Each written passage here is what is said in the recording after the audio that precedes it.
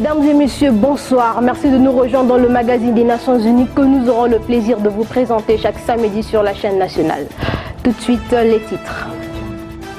Les réfugiés rwandais arrivés au Congo à cause de la guerre civile perdront leur statut de réfugiés le 31 décembre 2017. 40 ans de la FAO au Congo, une marche contre la faim à l'honneur de la femme rurale a été organisée à Brazzaville. Les réfugiés rwandais au Congo ont jusqu'au 31 décembre pour faire le choix entre le rapatriement volontaire et l'intégration en se conformant à la législation congolaise. Au-delà de cette date, ils seront considérés dans l'illégalité. Telle est la conclusion de la réunion tripartite Congo-Rwanda-HCR qui s'est tenue du 26 au 27 septembre 2017 à Brazzaville. Reportage.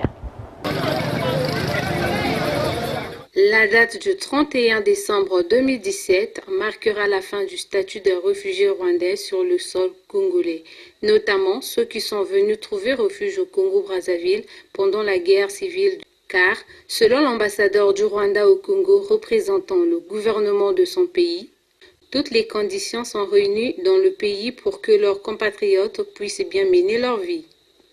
Aujourd'hui, 23 ans après la tragédie du génocide perpétré contre les Tutsis, le Rwanda se félicite du pas déjà franchi dans les différents domaines tels que la reconstruction du pays, la restauration de la paix et de la sécurité, l'établissement de l'unité et de la réconciliation, le respect des droits de l'homme, l'assurance du bien-être socio-économique des Rwandais, et j'en passe.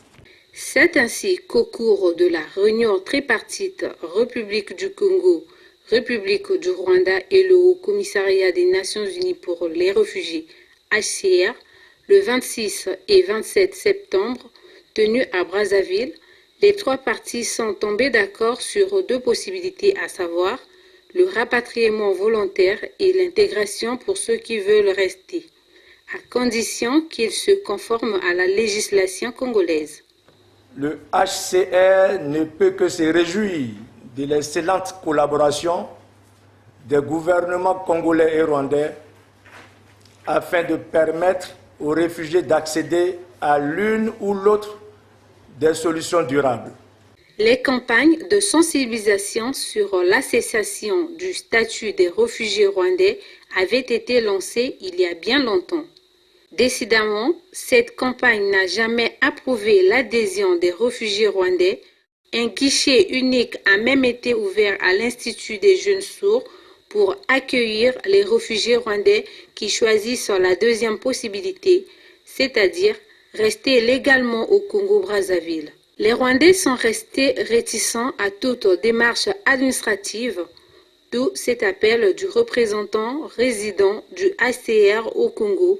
Il convient qu'un message clair soit adressé aux réfugiés concernés par rapport à la mise en œuvre de la clause de cessation afin que tous réalisent que leur statut de réfugié prendra fin de manière définitive le 31 décembre prochain et qu'il est indispensable qu'ils se prononcent d'ici là sur l'option retenue. Pour la partie congolaise représentée par la ministre des Affaires sociales et de l'Action humanitaire, Antoinette Ndinga-Nzondo, cette réunion tripartite sur la cessation du statut des réfugiés rwandais au Congo est la dernière, car la date butoir, selon la ministre, n'est pas négociable. J'aimerais rappeler qu'à compter du 1er janvier 2018, cessera effectivement leur statut de réfugié. Le gouvernement congolais, qui a beaucoup fait pour assurer leur séjour dans la dignité, n'a pas un autre plan. Il n'y a pas de plan B.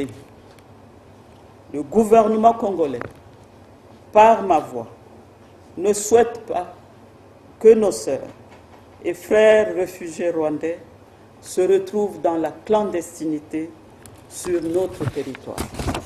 Chacun devrait donc réagir en toute urgence en se présentant au guichet unique prévu à cet effet. Signalons que la République du Rwanda reste déterminée à rapatrier sa population réfugiée dans tous les autres pays. À ce jour, plus de 3,5 millions des réfugiés rwandais sont déjà rentrés au bercail. Juste après la réunion tripartite Congo-Rwanda-HCR, les délégations se sont rendues au camp des réfugiés rwandais à Kintele, au nord de Brazzaville, pour informer les Rwandais réfugiés au Congo depuis 1994 des conclusions sur la mise en œuvre de la clause de cessation du statut de réfugié à l'égard des Rwandais.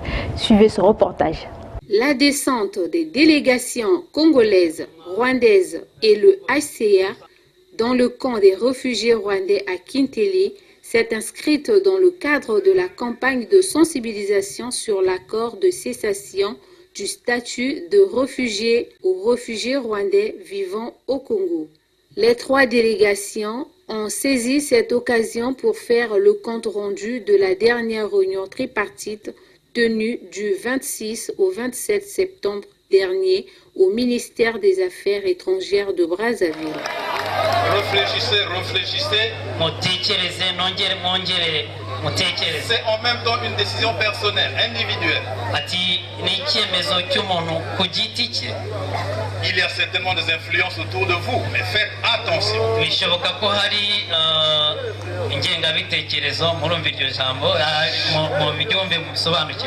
de vous est un cas particulier.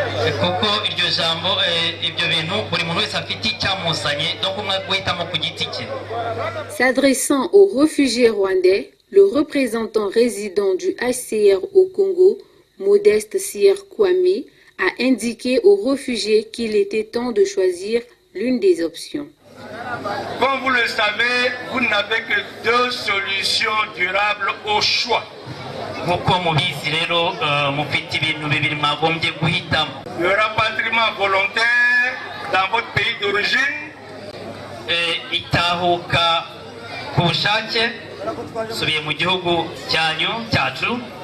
ou l'intégration locale en République du Congo. Cette décision doit être prise d'ici au 31 décembre à minuit. Signalons que l'accord de cessation du statut des réfugiés au Congo devrait prendre fin depuis 2013. Seulement, les autorités du Congo, rwandais et le HCR avaient jugé nécessaire de laisser plus de temps aux réfugiés pour se préparer. Ainsi, la date de cessation avait été repoussée de 4 ans. Plusieurs activités ont été organisées dans le cadre de la célébration des 40 ans de la FAO au Congo, parmi lesquelles la marche contre la faim à l'honneur de la femme rurale le 14 octobre 2017 à Brazzaville. C'était le samedi 14 octobre à Brazzaville qu'une marche contre la faim en solidarité avec la femme rurale a été organisée. Une initiative du gouvernement congolais et l'Organisation des Nations Unies pour l'alimentation, FAO, pour marquer la célébration conjointe des Journées mondiales de la femme rurale et celle de l'alimentation.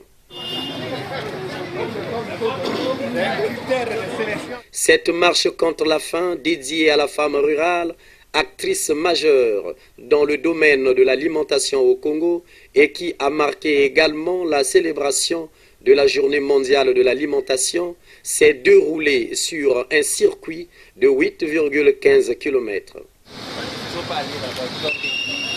Du siège de la FAO au ministère de l'Agriculture, de l'Élevage et de la Pêche, en passant par la corniche où les marcheurs ont eu à marquer une pause au monument de la Case des Gaules avant de poursuivre la marche sur l'avenue de l'OUA et la place de la République. C'est une grande marque, c'est un grand pas que nous sommes en train d'accomplir en cette année qui marque les 40 ans de présence de la FAO en République du Congo et cette célébration du mois des Nations Unies. Et aujourd'hui, nous marchons spécialement pour soutenir la femme rurale. La femme rurale demeure une actrice majeure dans le domaine de l'alimentation, a indiqué la représentante de la FAO au Congo. tout le monde est mobilisé, non seulement pour la Semaine des Nations Unies, mais également et de manière spécifique aujourd'hui pour la Journée internationale de la femme rurale. La femme rurale en tant que pilier de l'économie du Congo, il faut la soutenir, il faut l'appuyer. Et la femme rurale, c'est elle qui porte l'agriculture sur son dos, mais elle ne doit pas être à l'honneur seulement aujourd'hui. On doit la soutenir pour qu'elle soit plus dynamique, pour qu'elle soit plus porteuse de développement de son pays. Pour le ministre de l'Agriculture, de l'Élevage et de la Pêche, le gouvernement a toujours reconnu les efforts de la femme rurale en ce qui concerne son apport pour nourrir les familles. La femme rurale est le pilier de l'agriculture congolaise. Et c'est à juste titre qu'on lui rend hommage à l'organisation d'une telle journée, même si elle n'est pas que nationale. Je voudrais féliciter tous les marcheurs parce que vous avez démontré qu'en milieu rural, tout le monde est sportif. Cette marche contre la faim intègre les activités retenues pour les 40 ans de la FAO. Elle a connu la participation de plus de 400 marcheurs. Voilà, après cette rubrique d'actualité, nous passons à une autre intitulée Découverte. Le foyer amélioré est une nouvelle technologie mise en place par l'association Femmes Énergie. Grâce à l'assistance financière du système des Nations Unies, ce foyer remplace le foyer traditionnel. Le foyer amélioré, autrement appelé Yapeto, économise jusqu'à 40% de charbon sans laisser échapper la fumée. Objectif, lutter contre le changement climatique. Il s'agit de ce foyer qui, à vue d'œil, ressemble au foyer traditionnel malgache que les ménagères avaient toujours l'habitude d'utiliser au quotidien à Brazzaville. Ce foyer dit amélioré et communément appelé Yapeto est l'œuvre de l'association Femmes Énergie. C'est grâce au financement du système des Nations Unies que l'association a pu mettre en place une chaîne de production semi-industrielle après une étude de faisabilité. Avec le système des Nations Unies, on a travaillé sur le projet Foyer amélioré. Et donc, dans un premier temps, on a fait une étude de faisabilité technique et économique. Ensuite, on a mis en place une chaîne de production semi-industrielle des foyers améliorés.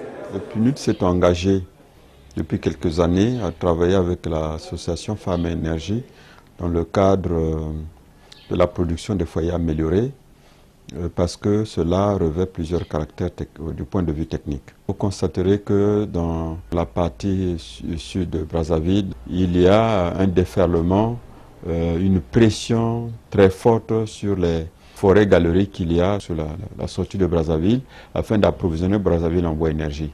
Et cela a montré que près de pratiquement 90% des ménages au niveau de Brazzaville utilisent du bois énergie. Et donc il y a une forte consommation en bois énergie. Il a fallu trouver une solution à ce problème. Alors la seule solution, c'est avoir des équipements qui ont une forte intensité en énergie et réduire la pression sur la coupe du bois de forêt naturelle. Ce foyer qui remplace le foyer traditionnel, selon la secrétaire générale de l'association Femmes Énergie, économise jusqu'à 40% de charbon. Il ne laisse pas échapper la fumée. L'étude a démontré que le foyer amélioré que nous produisons, que nous appelons Yapeto, c'est un foyer qui économise 40% à peu près de charbon. Même son de cloche, auprès de la ménagère que nous avions rencontrée, Gertrude Basumba, qui depuis plusieurs mois utilise le foyer amélioré avec peu de charbon. Le foyer amélioré, c'est économique par rapport au foyer malgache. Je peux acheter l'autre là, le charbon à 300 francs pour préparer toute la nourriture, 2 ou même 3 plats, donc toute la journée. Par rapport au foyer malgache, le charbon, vraiment, il y a l'économie. À la réception de son foyer amélioré, la ménagère avait bénéficié d'un sac de charbon qui a duré 2 mois, témoignant ainsi la capacité de conservation de chaleur que dispose ce foyer. Avec un sac de charbon, le sac avait fait 2 mois et je préparais toute la journée. Parfois le saka, le haricot, mais vraiment le sac a fait 2 mois. Mais par rapport au foyer malgache, là, vraiment, un sac ne peut pas faire 2 mois. Au-delà de la conservation de la chaleur et de l'absence de fumée remarquée pendant la cuisson des aliments, ce foyer est transportable et peut être utilisé dans une cuisine moderne. Il ne chauffe pas, il est transportable. Donc en cas de pluie, la maman peut l'emmener dans sa cuisine moderne, prépare sans problème. Il n'émet pas de dégagement de fumée, les cendres, parce qu'il y a une cabine qui recueille les cendres. L'unité de production mise en place par l'association Femmes Énergie, grâce au financement du système des Nations Unies, dispose d'une capacité de production de 200 foyers par mois. 3 catégories de foyers sont produites et vendues à des prix raisonnables selon Madame Séraphine Pella. Le foyer est vendu à 15 000, le foyer moyen pour les petites marmites. Nous avons le foyer intermédiaire qui est vendu à 20 000 et ensuite il y a le foyer commercial pour les mamans qui font des activités commerciales qui est vendu à 30 000 francs. Notons qu'à des périodes de pénurie de gaz de cuisine, dans la capitale congolaise, le foyer amélioré est une alternative pour de nombreux ménages. Près de 200 foyers sont vendus pendant la rupture de butane dans des stations-service. Au sortir de la Deuxième Guerre mondiale en 1945, le monde, pour ne plus se plonger dans un conflit similaire et préserver la paix et les droits de l'homme, a créé l'Organisation des Nations Unies. Aujourd'hui, elle regroupe 193 pays membres, parmi lesquels la République du Congo. Plus de détails avec Bienvenue Roger et Ngoma Stéphane. C'est dans le souci de réaliser un monde meilleur pour tous, un monde exempté des conflits, de famines, un monde de justice et de paix que l'Organisation des Nations Unies avait été créée après la Seconde Guerre mondiale, succédant ainsi à l'ancienne SDN, Société des Nations. Depuis sa création en 1945 jusqu'à nos jours, l'ONU a cessé d'accompagner les États membres à travers ses nombreuses agences. En République du Congo, la famille des Nations Unies comprend une dizaine d'agences unies dans l'action autour du coordonnateur résident. Cette famille, appelée aussi Système des Nations Unies, accompagne de façon efficace le gouvernement de la République du Congo dans la réalisation de ses priorités de développement et la réponse aux situations d'urgence sur la base du plan cadre de coopération UNIDAF. Cependant, combien de Brazzavillois connaissent les Nations Unies, ses missions et ses agences? Nous avons promené notre micro dans les rues, avenues et autres milieux publics de la capitale congolaise pour recueillir des réponses des Brazzavillois sur cette question. Oui, l'ONU, oui. C'est une organisation mondiale qui s'occupe des nations, des États. Les Nations Unies, c'est l'organisation qui regroupe les États du monde entier, ceux qui sont libres peut-être. La première mission, c'est peut-être la paix, sauvegarder la paix et puis le développement des pays. Nous avons l'UNICEF, le PNUD, la FAO et l'OMS. Dans l'ONU, il y a également plusieurs organisations, par exemple le FMI, qui a pour principale mission de venir en aide pour des pays qui ont des difficultés macroéconomiques. C'est le cas par exemple du Congo, qui en ce net moment il y a la crise. Comme le Congo fait partie des États membres de l'ONU, le Congo a fait appel à l'ONU et le FMI est arrivé pour pallier à ce problème de la crise-là. Si certains ont pu donner quelques réponses favorables, d'autres par contre ignorent l'ONU, ses agences et ses missions. Est-ce que vous connaissez les Nations Unies, l'ONU? Non. L'ONU, vous n'avez jamais entendu parler de l'ONU? Non. Vous connaissez l'ONU? Je crois que non. Vous n'avez jamais entendu parler? Non, je n'ai jamais entendu parler de l'ONU. Les Nations Unies? On fait quoi? Oui, les Nations Unies. L'ONU, oui. C'est quoi? Ouais, c'est une partie européenne, non? À cette préoccupation, nous nous sommes rapprochés du coordonnateur résident du système des Nations Unies au Congo, Anthony Kwaku. Bon, les Nations Unies se trouvent dans, je dirais, 185 pays. Donc, vous savez déjà que c'est des pays avec des structures différentes. Il y a des pays dits en voie de développement, il y a des pays à revenus intermédiaires, il y a des pays je dirais revenu intermédiaire, mais un peu plus haut, parce qu'il y a 3 classifications dans le pays à revenu intermédiaire. Et puis il y a des pays qui sont, je dirais, plus ou moins riches d'une certaine manière. De ce fait, on trouve par exemple un bureau des Nations Unies en Chine, on trouve un bureau des Nations Unies en Inde. En fonction de où se trouve le pays, les services sont différents. Par exemple, le bureau de PNUD, si je donne un exemple, en Chine, cherche à faciliter ce qu'on appelle la coordination ou la collaboration entre des pays du Sud. On appelle ça coopération Sud-Sud. 193 pays sont membres de l'ONU. Le Congo-Brazzaville, en tant que pays à revenu intermédiaire, bénéficie de l'accompagnement des Nations Unies pour booster son développement. Notre mission fondamentale, c'est amener des idées de transformation du processus de développement. Ces idées-là passent par aider le pays à tisser de bonnes politiques, de bonnes stratégies, à faire des projets de démonstration pour changer certaines manières de faire et encourager le gouvernement à les adopter pour les mener à l'échelle.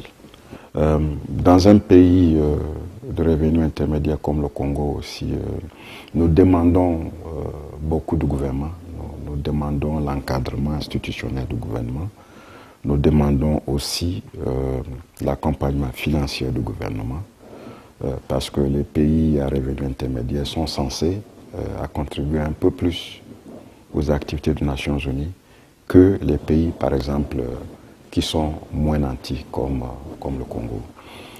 C'est des décisions qui sont prises dans les conseils exécutifs de nos agences, où des pays aussi comme le Congo siègent. Donc, vous savez déjà que ce n'est pas quelque chose que nous avons jugé, élaboré ici localement, mais c'est des directives qui viennent de nos pays membres du conseil exécutif pour pouvoir accompagner la transformation de nos pays et les mettre sur une voie soutenable de développement. Appartenir aux Nations Unies présente des avantages, explique Delphine Edith Emmanuel Adouki, professeure en droit public à l'université Marie-Ngouabi. Premier avantage, c'est d'affirmer son existence, sa souveraineté aux yeux du monde. Donc cela lui donne une certaine visibilité. Deuxièmement, l'organisation lui donnant une visibilité, donc une tribune dans laquelle il peut intervenir et exprimer sa singularité, sa spécificité. Troisièmement, nous savons aujourd'hui que, bien sûr, l'Organisation des Nations Unies est une organisation universelle, mais il ne peut y avoir d'universalité que dans la différence, n'est-ce pas? En ce sens que si nous avons 193 États, mais les États sont différents du point de vue économique, social, culturel. Et chacun de ces États a sa différence, en quelque sorte, à apporter à l'organisation, qui réunit donc ce qui est épars. Il y a des prestations multiformes, dont le pays peut bénéficier.